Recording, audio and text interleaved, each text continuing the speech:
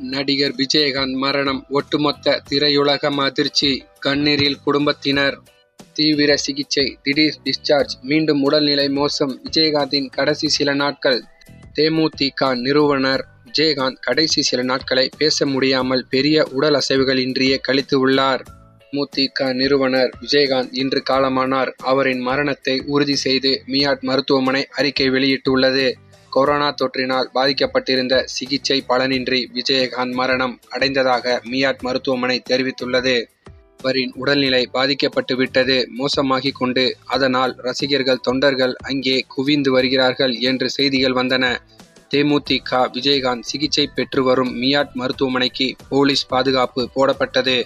விஜயகாந்த் சிகிச்சை பெற்று வரும் மியாட் மருத்துவமனைக்கு சுமார் 10 போலீசார் பேரிகார்டுகளுடன் பாதுகாப்பாக நிறுத்தப்பட்டனர். உடல்நிலை சரியானது. அங்கே போலீஸ் பாதுகாப்பு கொடுக்கப்பட்டது மேலும் சந்தேகத்தை கொடுத்தது.